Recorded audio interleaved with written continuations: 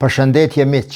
Për sot kam përgjedh një temë e cila përfshin një rajon bajagit të gjanë gjeografik, shtete të ndryshme me interesa dhe strategji të ndryshme aty. Natyrisht do të prekim edhe nuanca historike të atyre vendeve dhe kur t'i shpjegoj këto do të kuptojmë edhe më mirë se përse epoka e Donald Trump, administrata e Donald Trump është përqendruar pikërisht në atë rajon. Pse po luan boshti, po lëviz, boshti i interesave strategjike të SBA-ve ka ai rajon.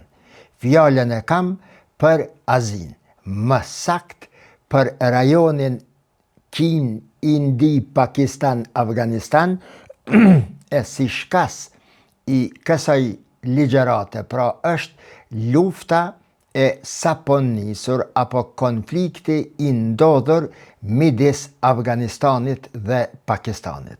Si ta kuptojmë më mirë pra temën, po e nisi prej vitit 1979, më saktësisht me 24 dhjetor të vitit 1979, ditë kjo kur Bashkimi Sovjetik e pushton Afganistanin. Në videot e kaluara unë e kam shpjeguar se si erdhi pushtimi i Afganistanit, si kaloi ushtria sovjetike në Afganistan atje, roli apo pasojat e prishjes së raporteve të Turqisë me botën perëndimore, e sidomos me SBA-t, pas invazionit turk në Çipërën, invadimit të Turqisë të Çipros veriore në vitin 1974, marrëdhënien ftofën deri atje sa Turqia më refuzon ta luajë rolin e pararojes kundër deportimet të komunizmit sovjetik ka ujrat e nxehtë. Për rrjedhoj të gjithë kësaj, e që thash, e kam spjeguar në detaje më të hollësishme më parë, këto vite, ta përmendja dhe këto vite, vitet e 70-ta, 80-ta, 90-ta, këto 30 vjet konsiderohen vitet më të rëndësishme që po përcaktonin dinamikat e reja në marrëdhëniet ndërkombëtare. Sidomos vitet e 70-ta, në të cilat ndodhin gjana sikur të kurdisura. Në Egjipt Sadati, pastaj Afganistani, pastaj kthimi i Homeinit, pastaj lufta të 10-tën, lufta irako-iraniane, pastaj pushtimi i Kuvajtit nga Iraku, pastaj lufta e parë e Xhirit, e dyta pushtimi i Irakut dhe e kemi sot gjendjen e këtij në lindjen e mesme. Çfarë ndodhi pas pushtimit të Afganistanit? Një moment delikat për botën perëndimore, në të cilin moment e pa se prishja e raporteve me Turqinë perëndimit po i kushtua ka shumë. Nga viti 1952, te lufta e Koreas atëherë, e sidomos pas antarësimit të Turqisë në NATO, megjithëse që nuk pranohet në Bashkimin Evropian, Turqia për botën perëndimore, për Evropën, më pastaj për Bashkimin Evropian, e sidomos për Shtetet e Bashkuara të Amerikës është një vend shumë i rëndësishëm dhe her pas here, kohë pas kohe, ka luajtur një ndër rolet më të rëndësishme që kanë ndihmuar ose qëllimshëm ose tërthorazi interesat amerikane në rajonin e Azisë së Mesme, në Kaukaz, në lindjet e mesme, andej poshtë ka jugu i Azisë, të Afganistani, Pakistani e deri të India, Butani, Nepali, Bangladeshi dhe në kufi me Kinën. Përse? Sepse e ke Turkmenistanin atje, brenda Turqisë, brenda Kinës ke një numër të madh të turqve, ku prej atje e deri ka të Stambolli ka përpjekje serioze, sidomos të Ankaras së tanishme zyrtare, për krijimin e një bote turke e cila po u realizua, e them me bindjen më të madhe, çdo gjë do të ndryshon në marrëdhëniet ndërkombëtare. Çfarë ndodhi pas pushtimit të Afganistanit nga ana e Bashkimit Sovjetik? Rreziku po shtohej, SHBA-ja detyrohet të krijon aleat të ri, me ata të cilat i ka pas të krijon raporte edhe më të ngushta, ndihma të ndërsjella, komunikime të ndërsjella, pastaj shitblerje të ndryshme, dhe natyrisht kjo vazhdimisht i kushtonte Washingtonit zyrtar, por në të njëjtën kohë po përgatitej një botë e cila, siç u pa, së fundmi rezultoi edhe me rënimin e atij sistemi globalist dhe me ardhjen e një fryme të re multipolare në kokë me Shtetet e Bashkuara të Amerikës, në krye me Shtetet e Bashkuara të Amerikës, por edhe me dy fuqi të tjera plus një që do të jenë aktorët kryesor në politikën ndërkombëtare. Bashkimi, po mendoj, Shtetet e Bashkuara të Amerikës, Rusia, Kina dhe Turqia, që edhe këta e kemi shpjeguar në të kaluarën. Tash, Bashkimi Sovjetik u fut në një rajon ku prekte direkt interesat amerikane. Çfarë u bë në këtë kohë? SHBA-ja fillon të përgatit rezistencën afgane kundër Bashkimit Sovjetik. Pas 2 viteve pushtim, fillon të fillojnë të arrin armatime të reja për rezistencën afgane brenda Afganistanit. Rëzohet Najibullahu, që ishte vazal i Bashkimit Sovjetik aty, dhe detyrohet pastaj, pas 9 viteve, Bashkimi Sovjetik të tërhiqet aty, si rezultat i luftës 10-vjeçare afgane kundër rusëve, dhe përpasoi ndoshta një ndër shkaqet kryesore të rrëzimit të Bashkimit Sovjetik, une i konsideroj 2. Një, humbja e dhimbshme, humbja e turpshme e rusëve në Afganistan, si dhe humbja e hapit në luftën e yjeve, ku Ronald Reagan e hap këtë luftë me Rusin, me Bashkimin Sovjetik të atëhershëm, dhe e detyron në fund Gorbachevin, që në vitin 1990, nëse nuk gaboj, ta nënshkruaj përfundimin e përgjithmonshëm të Bashkimit Sovjetik.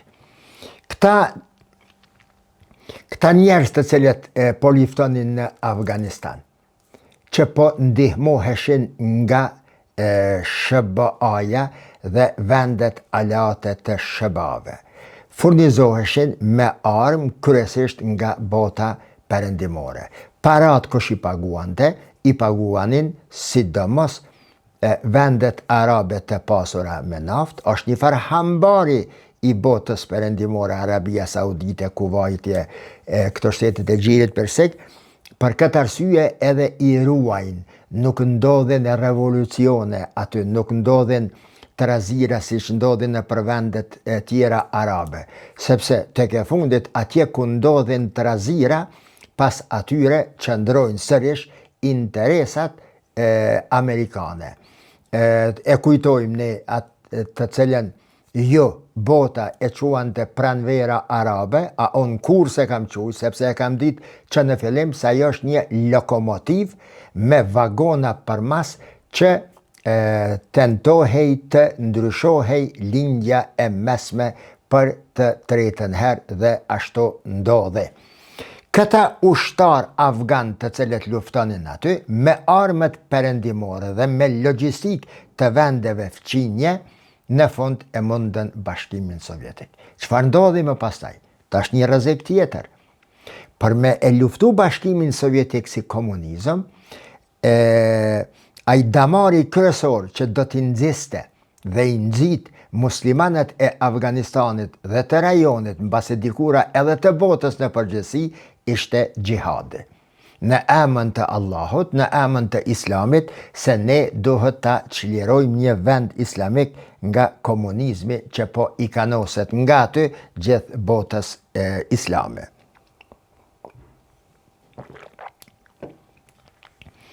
Mbaroi lufta, në Afganistan mbeten me dhjetra miliarda, në shumë miliardash dollar armatim. Ky armatim tash rrezik për Pakistanin, rrezik për Iranin, rrezik për Turqinë, për Uzbekistanin, rrezik për vendet arabe, sepse gjatë kësaj kohe gjihadistët, rrymat dhe grupet islamike, ato ishin kryesorët të cilat e kishin marrë flamurin e udhëheqjes së rezistencës afgane kundër sovjetikëve. Dhe ndodh më pastaj lufta civile. Nga këndvështrimi im modest, sa mu mi lexuan e këto prapaskena të këtyre ngjarjeve të mëdha, lufta civile nxitet sidomosdo e shkatërimit të atyre rrymave islame, gjihadiste, selefiste, më pastaj, terroriste prej kohës në kohë, si dhe e dyta, dohej që armatimi që ishte aty të mos paraqiste më rrezik për botën perëndimore dhe rajonin në të cilin ka interesa bota perëndimore. E nisin luftën qytetare, luftën civile, niset lufta civile në Afganistan. Paraqiten, krijohen, formohen, themelohen lëvizje të ndryshme, parti të ndryshme dhe ju të cilët atë botë i keni përcjell atë ngjarje, ju kujtohen edhe emrat e atyre liderëve.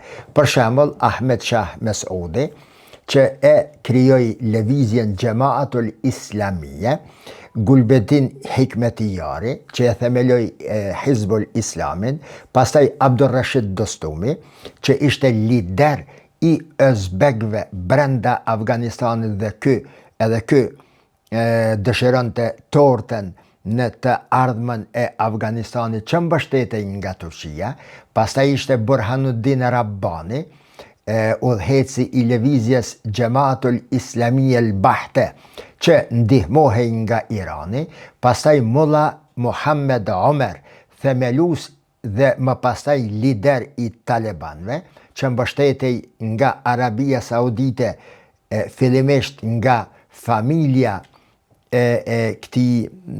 familja e këtij të po harrohen ka njëre emnat, më kujtohet edhe them, dhe u doli në skenë edhe Jalaluddin Haqqani, më vonë lider i Talibanëve, pas Mulla Omerit, Bin Ladenit, fillimisht Arabia Saudite nëpërmes familjes Bin Laden, që konsiderohet një ndër familjet më të pasura, jo vetëm brenda Arabisë Saudite, por mirën me constructions, me ndërtimtarien,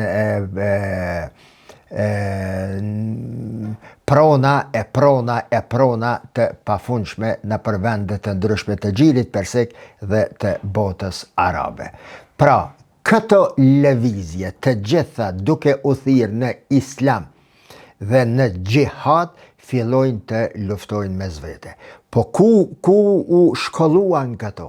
U shkolluan pas invadimit të Afganistanit, Shtetet e Bashkuara të Amerikës kërkojnë nga Pakistani që brenda territorit të Pakistanit të hapen shkolla medrese gjihadiste, në të cilat shkolla mësohej Kur'ani përmendesh, mos me lanë me shkue në djathë dhe qmajt, dhe lëndët të cilat shpjegoheshin aty, kryesisht flisnin për gjihadin, nevojen e mbrojtjes së atdheut me armë, nevojen e mbrojtjes së fjalës së Zotit, lartësimin e ala kelimetullah, lartësimin e fjalës së Zotit, që kjo po mendoj Shebaja natyrisht në tokën e Pakistanit, në kooperim me qeverin e Pakistanit të atëhershme dhe me financimet të Arabisë Saudite, i hapin 500 medrese brenda vetëm teritorit të Pakistanit. Këta gjihadist, këta nxënës, e prej atyt edhe vje emni Taleban, student apo nxënës, këta me të gjithë të tjeret luftojnë ndërvete, e hajnë njëni tjetërin, e mysin njëni tjetërin, dhe më pastaj pushtimi i Afganistanit nga ana e Amerikanëve për t'i shujt këta, dhe pastaj përgjatë periudhës së parë të Donald Trump tërhiqet, Shebaja tërhiqet nga Afganistani për ta lejuar sërish Talibanet që ta marrin udhëheqjen e Afganistanit. Pse e bëra këtë historik kështu? Për të pasë tani problemi midis Afganistanit dhe Pakistanit është arsyeja kryesore. Janë 4 arsye, po kryesore nga këto 4 është mbetje talibane që janë brenda Pakistanit kanë mbet aty, sidomos të rajoni i Belushistanit, që është edhe në Afganistan, edhe në Pakistan, por gjithashtu edhe mbetjet e talibanëve ekstremist, me frym të ISIS-it, mbas edhe thirrën e ISIS, të cilët i nxisin talibanët e brenda Pakistanit për të bërë herë turbullina, terror, shkatërrime, shpërthime, vrasje të liderëve, vrasje të dietarëve, të cilët flasin në disfavor apo me gjuhë jo të përshtatshme për talibanët dhe ISIS-in. Kështu, miq, shikuar në përgjithësi dhe nisur nga këto që e shpjegova, marrëdhëniet midis Pakistanit dhe Afganistanit përgjatë një kohë të gjatë kanë përjetuar përkeqësime të vazhdueshme, të valvitura, por përkeqësimi më i madh është tani. Si rezultat i këtij përkeqësimi ndodhi fillimi i luftës apo i konfliktit afgano-pakistanez, ku talibanët, Afganistani i vrau 56 ushtar të Pakistanit dhe Pakistani pastaj i bombardoi me 10 caqe talibane brenda Afganistanit. Kjo luftë që të gjithë musliman, që të gjithë duke u thirrur në Kur'an, në gjihad, është luftë për interesa pushtetesh, në të cilën luftë përdoret dhe keq përdoret, interpretohet dhe keq interpretohet, qëllimshëm për interesa të ulta dhe interesa të tyre nga të dyja anët. S'do mend se për shkak të gjeografisë ku gjendet Afganistani dhe Pakistani, këtë konflikt këto, apo këtë si me quajt, këtë përkeqësim të valvitshëm të marrëdhënieve midis tyre dy popujve, dy shteteve, e përdorin për interesat të tyre edhe vendet e tjera aziatike, sidomos 3 prej tyre. 1 është India, 2 është Kina dhe 3 është Rusia. Sikur gjatë luftës qytetare, luftës civile, në të cilën vriten mbi 1.2 milion afgan si pulat, vriten në atë luftë qytetare, derisa ja harxojnë armët edhe i vrasin me Hikmetijarin, me Rabbanin, me Dostumin, me Hakanin, me Ahmed Shah Mesudin, dhe të gjithë të tjeret, edhe tani po e njëjta frym për interesat të brendshme të vendeve të grupeve të interesit të qeverive, po natyrisht edhe për interesa të shteteve të rajonit dhe më gjerë. Palët të cilat jenë përfshi kësaj radhe në konfliktin afgano-pakistanez, natyrisht janë Talibanët në pushtet, Talibanët Tahrikut Taliban brenda Afganistanit, një krah i Talibanëve afgan që vepron brenda Afganistanit dhe natyrisht qeveria e Pakistanit apo shteti i Pakistanit. Është edhe një grup tjetër talibane brenda tyre, që është Jihadul Khawarij, e cila është ajo ekstremia e ekstremistëve taliban. Ata të cilët edhe talibanët në pushtet, edhe Tahrikut Taliban në Pakistan, e lemo shtetet islamet të tjera, e lemo ty e mu, i konsiderojnë për murtet. Janë një rrymë në frym e medhalistëve vehabist brenda Arabisë Saudite. Nuk është e rënë sot që një frym, çfarë do qoftë ajo një ideologji, në një botë kur rrjetet sociale, interneti është bërë i pa diskutueshëm dhe pa tema thuaj se nuk po jetohet, nuk është e rënë që një përgatitje sadopak e sofistikuar ta përhap një ideologji në çdo cep të botës. Nëse nevojitet diçka në frym islame, selefiste, në kështu, mjafton ta lëshon mjekrën, ta ly me kan mjekrën dhe aty të lexon ajete hadithe. Tjetri si komunist apo islamofob, ku do qoftë në botë, ta bën një ambient të rregullum i cili do të ndikonte tek ata të cilët e përcjellin ndonjë pikpamje doktrin tjetër në mënyrë të ndryshme, pra kur nuk ka qenë më e lehtë indoktrinimi i njerëzve të gjitha feve, të gjitha rrymave, ngjyrave, racave e kombeve, se sa sot fal shpejtësisë së internetit dhe përdorimit të rrjeteve sociale. Andaj ju bëj porosi miq. Ju bëj porosi, jo çdo gjë që e gjani në YouTube është e qëndrueshme. Ku pe diti se çfarë qëllimi ka ai atje që ka dalë atje edhe bërtet. Jo çdo, siç është ajo thonja arabe, jo çdo qafgjat bën për muezin. Qafgjat në kuptimin qafa e gat, zani i mirë, zani i madh. Jo çdo qafgjat bën për muezin. Jo çdo njeri që duket mashallah evlija, jo çdo njeri që flet në emën të islamit me hadithe, me ajeteve, është ai që jo jeni të e pa, apo ai i cili pretendon se është. Çkas fshihet për mas. Interesat e secilit janë të ndryshme.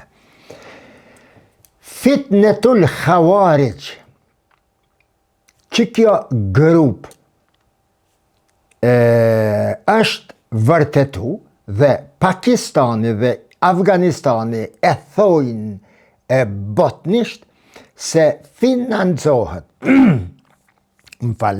financohet, mbështetet, militantët e saj trajnohen nga kush? Nga India, nga Modi, nga kryeministri i tanishëm i Indis, i cili më parë kishte mbështetur Sheikh Hasimën, kryeministren e Pakistanit, të cilën e rrëzuan nëpërmes revolucionit islamik.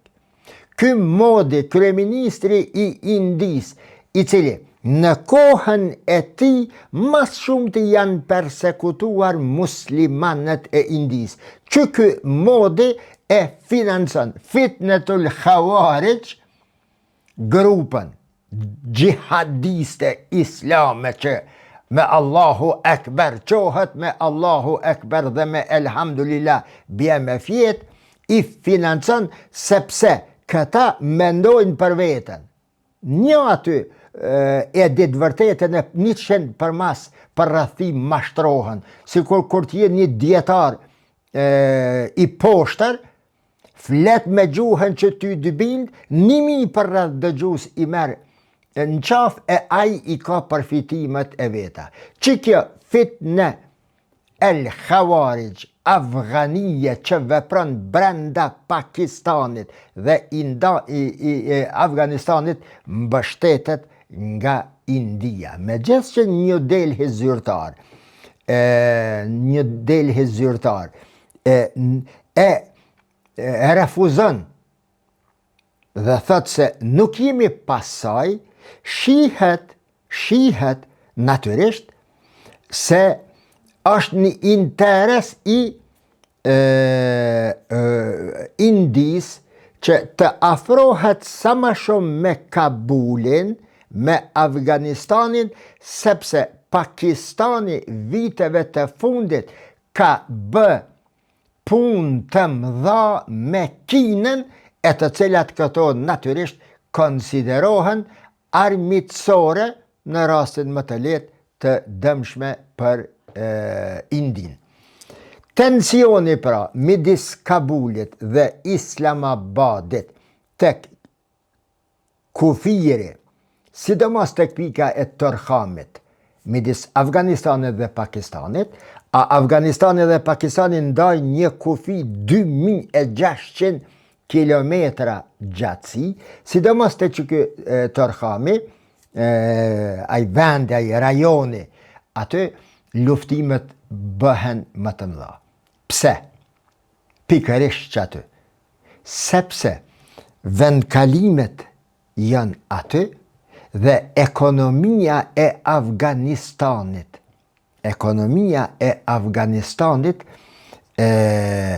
varet shumë nga qaj vendkalim.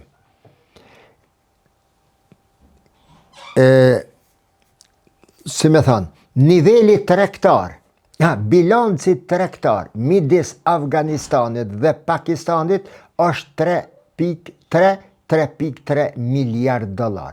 Pe i qëtyne 3.3 miliard dollarve, 80% e qëti transporti, bilanci tregtar, kalon në përmes qatyhet. Pakistani shkon i bën presion Afganistanit në mbyll atë kufija të, i qëtë 100.000 kilifenca për mos me i lanë produktet pakistaneze të shkojnë në Afganistan, e sidomos për të penguar Afganistanin që të shkojnë në Afganistan mallra që i blen Afganistanin nga bota dhe vinë deri te porti i Karachit, brenda Afganistanit. A jeni të e kuptu miq se ku është djallëzia këto? Ata po, në emën të islamit, mashallah, në emën të gjihadit e të pejgamberit, krejt o puna, si kur në pjesën dërmuse të botës, o punat e leko, është punat e interesi ekonomik, e në vendet, në shtetet, në popujt, ku feja, si që spjegova në videot e mbrëmshme, luan një faktor relevant të rëndësishëm në zhvillimet shoqërore dhe të individit si individ, feja përdoret si mjet për arritjen e qëllimeve ekonomike. Qëllimet ekonomike në për kohë të ndryshme, në për gjeografi të ndryshme, nga shtetet e ndryshme dhe nga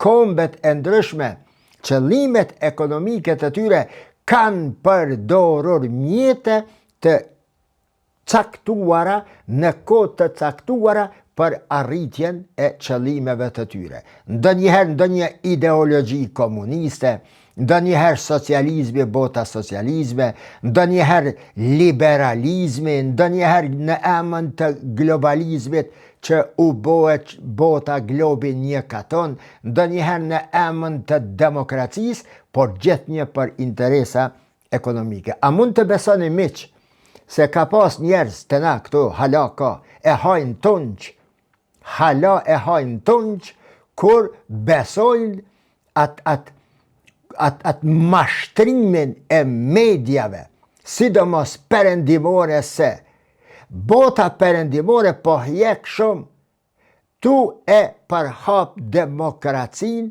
apo për demokratizimin e lindjes së mesme. Imagjino, hala ka njerëz, dje kum nejt me njanin, bajagi njeri me peshme, intelektual, po më thot se ato hjek Evropa dhe bota edhe shtirë po e ka demokratizimin e lindjes së mesme. I thash, për cilin demokratizim beti po flet bre? Çfarë dën të thot demokracia për ty? Zgjedhjet lira? Po lëni marrë këto hajgare. Krejt këto, pra, sikur këta në lindjen e mesme, sikur Turqia apo tjetër për Turqizën, për ato, për namën të punë është punë çështja ekonomike. Si do që tjetë, miq, kjo sa i përket Afganistan, Pakistan dhe në raport me Indi dhe Kinë. Kua problemi tjetër këto, për me kuptu. Andaj thash në fillim të videos, miq të respektuar, edhe do t'i arsyetoni pak këtë minutazhin e videove të mia. Vallahi nuk e kam veç hajt të bëj mohabet sikur me shku me një emision televiziv mund aty edhe 30 minuta me folja sa është emision edhe qaq, me telefon dorë se jo. Qëllimi final është, unë do të me nda këtë shka e di me juve, sikur jo që e ndani me tjetën që atë shka javë ka dhanë Zoti. Qëllimi final i shkrimeve që 20 vjet edhe i videove tani është me e kriju një farë pasqyre, një farë tablo më të afërt për të kuptuar në ato pjesë të botës. Prandaj po detyrona me përmend emne, data, lidhje, historie, sene, për me pas një tablo më të plotësuar. Ta shikoni, India të dasht me i bo presion Afganistanit në përmes Kabulit, India, Modi, Narendra Modi, imagjina, një Netanyahu i muslimanve në Indi. Hiç nuk është maj mirë, hiç nuk ka maj mirë. Po fuqi, numër, shtet, Indi, edhe kështu. I dohet Amerikës India kundër Kinës aty, i dohet qebesa edhe Rusis, po ka njeri dohet edhe Kinës kundër Rusis, pun. Për këtë arsye është shumë amatere, shumë fëminore, kur dëgjoj unë me që lexoj këto, pse si ra Turkia Izraelit, pse si ra Egjipti atje, apet po them, nuk është degërgjek lufta. Matën shumë sene, ka ekipe, qindra mira njerëz të cilët i analizojnë gjanat para se ta fillon lufta një shtet i madh. Ka aparatura e institucione e institute, si ta përmeni këto me njerë mbjemen të Kosova. S'ka shans më bo institut të na, institut qeveritar, i shteti, që e financon shteti, institut shkencor. Këto informacione dhe të tjera, prej të tjerve, me i qitë në letër edhe me i qitë për mi tavolin ministrës, apo ministrit të jashtëm, qeveris, në zyre të kryeministrit. Do të me pas njerëz ata të cilët, po kanë sigurisht, që i njofin këto gjana, nejse. Tash, India me Afganistanin kënej, Pakistanin për me e dëmtue, India di shka ka bohe. E dini jo, meq, Në vitin 1947, nëse nuk gaboj, në kohën e Muhammed Iqbalit, të cilën e konsideroj prej kokave më gjeniale islame të shekullit 20, është autori ati librit, unë e patalizue në anglisht, The Reconstructions a Religion Thought in Islam, rikonstruimi i mendimit fetar apo religios në islam, një libër bomb, e tash është e përkthyme në Shqip, Logosi e ka botue, po, ka kohë që është përkthyje. Në kohën e Muhammed Iqbalit, Pakistani ndahet prej Indis. India vazhdimisht kishe është e idhnume, kishe s'pada, kishe për me rujtë si alibi. Por në fakt edhe India ka qenë e pëlqimit, sepse i ka hek qafe 250 milion musliman nga teritori vetë. Për ndryshe 35% e Indis sot do të ishte muslimane. India ma ndryshe kishë vepru. I kanë mashtruhe musliman. Për këtë arsye, ndarja nga trungo nuk është gjithmonë e mirë. Bile ma shumë është e dëmshme. Ndarja e Kosovës, shteti Kosovës mirë është, elhamdulillah, shtet kemi na. Por, edhe pa konë shtet, pjesë e Shqipnisë o konë shumë ma mirë. Sepse bëhet një teritor ma i madhë. Teritori shqiptar ka qenë deri të Velika Plana atje nalt, 16 kilometra të Beogradi, xhamit kanë qenë edhe në Beograd. Jenë konë 152 xhami në Beograd, fill një e kanë lanë. Pra, Kosova si pjesë e Shqipnisë, për shqiptarien në tërsi do të ishte shumë ma e mirë. Dhe teritoret e tjera. Tash, Pakistani ndahet. Por Pakistani qësh ndahet? A muni me imaginu? India është kështu, bëhet Pakistani perëndimor, ky shka e njoh me knej, dhe Pakistani lindor, ai shka është te atje ka Kina. Që ky Pakistani ka Kina atje, që më vonë do të quhet Bangladesh, që ashtu është i marun, i dom, do me thonë, India kështu, pastaj shkon një farë kaçepe si bishti knusit, atje me territor me Kinën, e Bangladesha, i Pakistani lindor u ko është që ato si i shtim si mrena, 108 milion banor janë, se dim do këtë shumë ma shumë se 100 milion, nuk po më kujtohet, ndahet. Edhe, e lanë qëtë Bangladeshin, qëtë flas njerë si Pakistan lindor, i lanë kufi vetëm me Myanmarin. Problemet të cilat i bëri Myanmari me vrasjen dhe gjenocidin ndër më të mëdhajt në 100 vjetët e fundit kundër muslimanve i ka bo Myanmari. Çka bo i ke Myanmari? I vrajke të tjeret sa mujke i dëbojke dhe i qitke në Afganistan, në Bangladesh, qatë Pakistan që është ujtë më parë, dhe aty kanë vdekën urije, sepse sidomos ajo pjesë e Pakistan e këti Bangladeshit nuk e ka pas fuqin e mjaftushme dhe reliefin për me i majtën 1 milion musliman të cilët i përzente dhe i vriste Myanmari. A mundi me besu miq se në Myanmar, kriminalet e Myanmarit kanë shit mish të fëmijëve. I kanë varë për një kame, edhe fëmijët e vdekun me kryte poshtë kanë shit mish të fëmijëve. India e mbështetke ka Myanmarin. Nuk i bëjke presion për ndaljen e luftës. Harrojeni dhunën e ndaj muslimanve në Kinë që është e Bokina. Kjo në Myanmar ka qenë e rrezikshme. Nejse. Pakistani lindor, Pakistani perëndimor. Sa u bo minuta? Pakistani lindor, Pakistani perëndimor.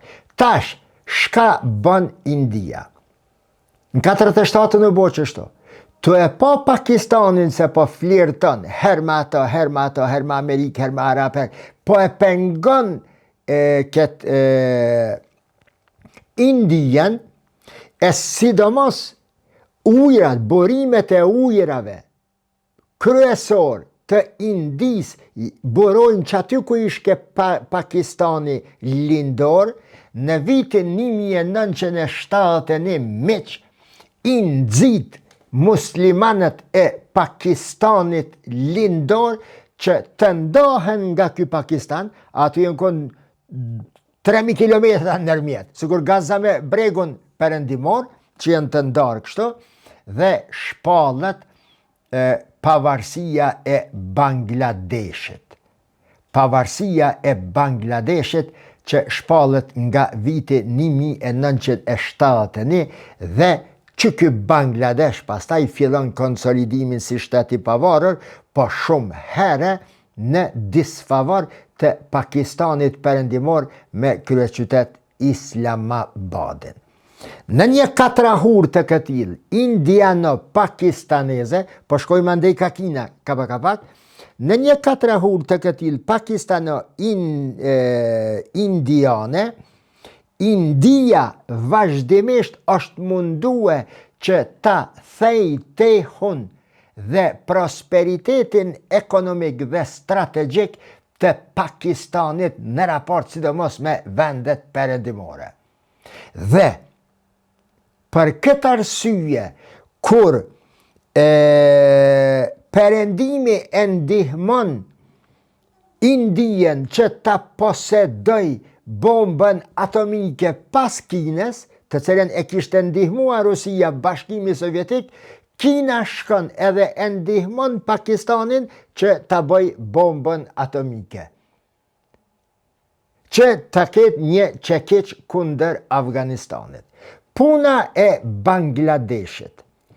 Midis Bangladeshit dhe Indijes, pra midis hinduzve dhe muslimanve, nga viti 1971, raportet kanë qenë disi të mira, sepse India e mbështet qatë pjesë të Pakistanit përmunda nga Islamabadi. Megjithatë, miq,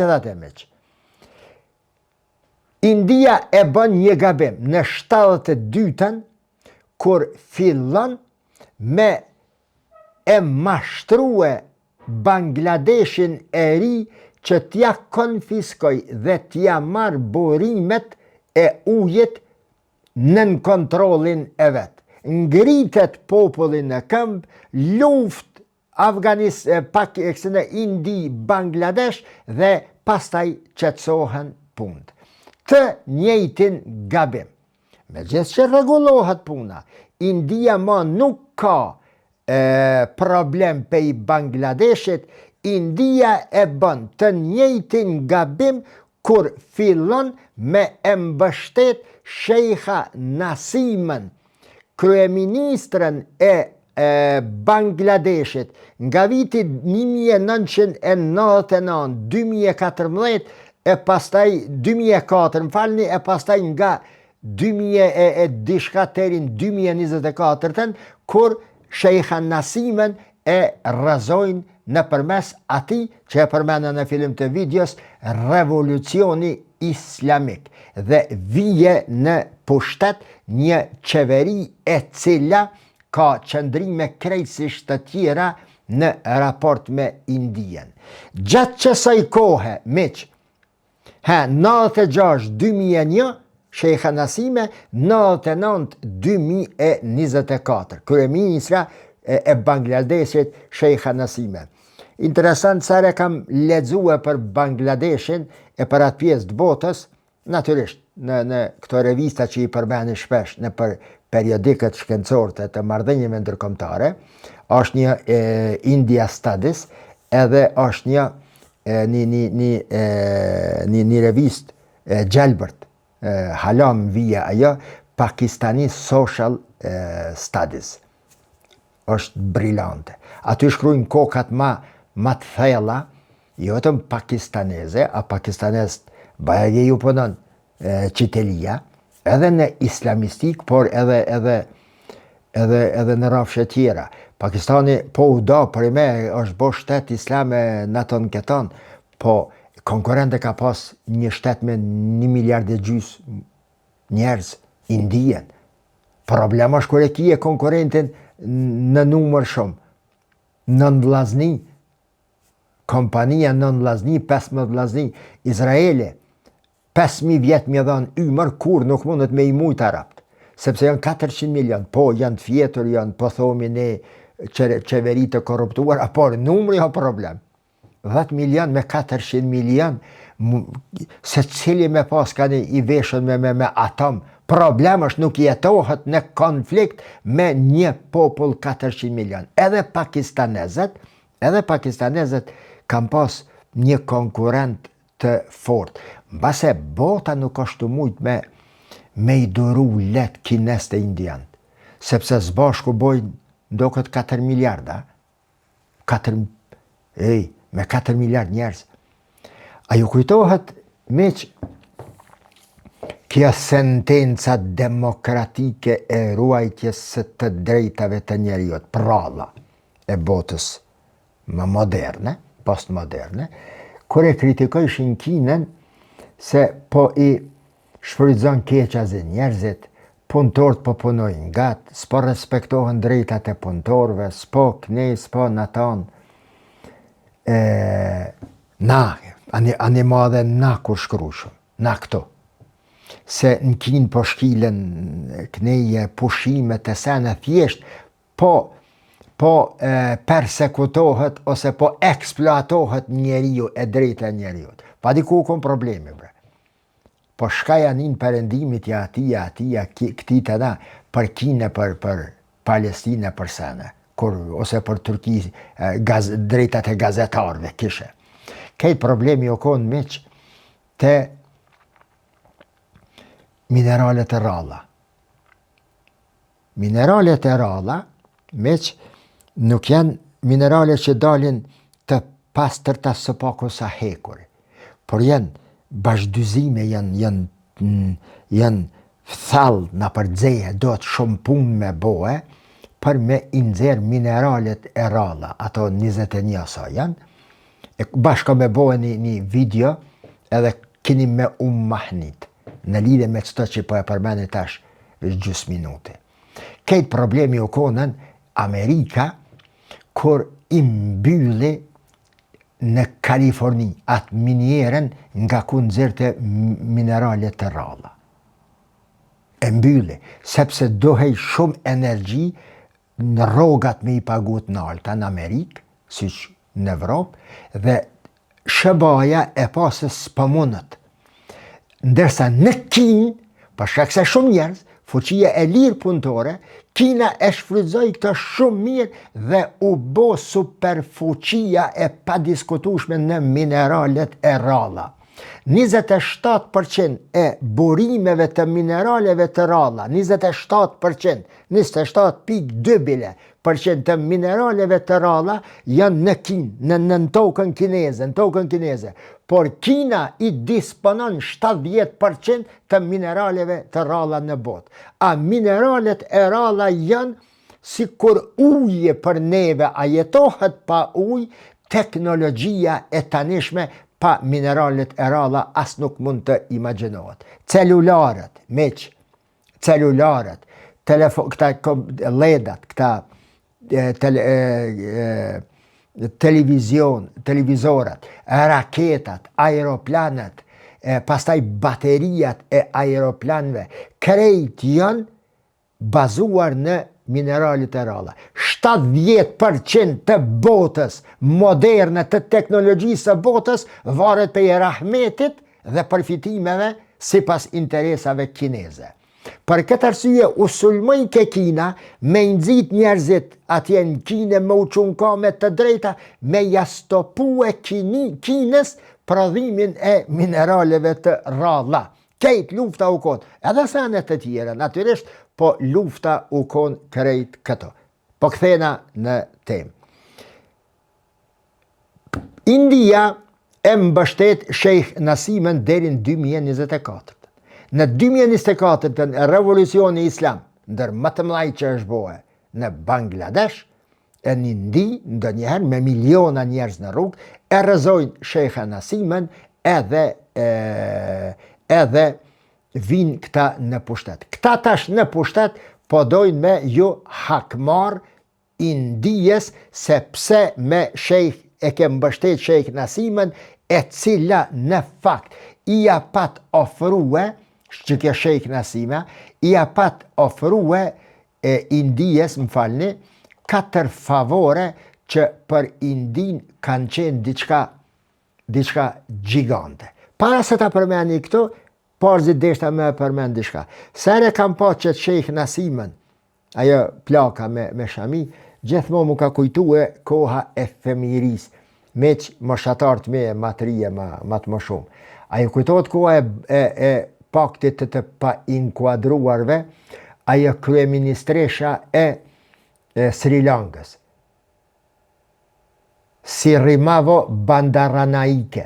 Mua prej emnit dalken fjallor aty shumë here, në rilindje e lexoj shumë. Përse? Sepse kishte raporte shumë të mira Sri Lanka dhe ishte një shtet mbështetës i paktit të pa inkuadruarve. Një këshill që doni me i kuptue marrëdhëniet ndërkombëtare qysh të eksen, kur të keni kohë këshërni gjani të pa inkuadruart, Egjipti, Jugoslavia, India, është mirë me e shfletu ka një herë atë kapitull të historisë së kaluar.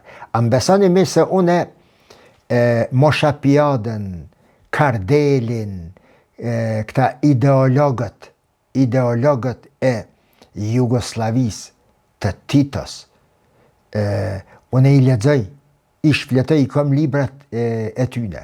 Me lezu Kardelin, dhe thot me fol me një prej kokave geniale të asaj kohë. Strukturimi i fjalive, si ka funksionue në përmes Kardelit, të e lezu Kardelin une, e kam kuptue botën e mesme, NATO, pakti Varshavës, si ka funksionue që ky pakti i të pa inkuadruarve. Kardeli u kon të runi i Titës, por në të njëjtën kohë ka qenë frymëzuesi i kujna, i botës të pa inkuadruarve. Deri te që kjo Sirimavo Bandaranaike dhe Nehru e të tjerë. Nejse, Hasina, Sheikh Hasina për Indijen ishte një aset strategjik. Nga vitin 1996-2001, e më pastaj mandati hera e dytë për kryeministre 2009-2024. Për shka ishte një aset historik i pazavencueshëm për Indin që kjo Sheikh Hasina, sepse ja ofroi Indijes 4 favore, probleme me të cilat India për 100 vjet ka pas. Ja zgjidhi çto probleme kjo Hasimja, natyrisht në dëm të popullit të vetë dhe të muslimanve.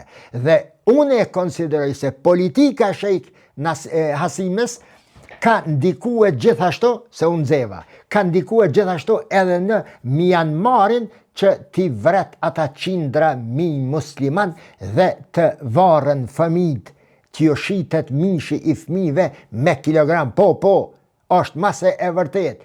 Në për mishtore të Myanmarit është shit mish i muslimanve të cilët i kanë prej dhe aty për aty i kanë qit mishit. Favorin e parë, Bangladeshi që i ka ofrue, që kjo Sheikh Nasim u kon, Bangladeshi i ofron të gjitha dokumentet, institucionet dhe të tjera që ju kanë nevojit Indijes për me i kap mrena Bangladeshit lëvizjet islamike revolucionare të cilat i ka pas mrena. E dyta, i ka përkufizue deri në skajshmëri aktivitetet e vllaznive të saj pakistanez brenda teritorit të Bangladeshit, që kjo për Indijen u kon torte, u kon altan. E treta, i ka ofrue ndihmë të drejta, beneficione të pa imagjinueshme hinduzve brenda Bangladeshit edhe atëherë kur hindusët po shamnin xhamia e po vrisnin musliman në Indi. E katërta, arrin një marrëveshje kufitare ku i thotë se asnjë bangladeshian unë nuk kam e lanë atje e asnjë që ti e ndjek nuk kam e lanën këto.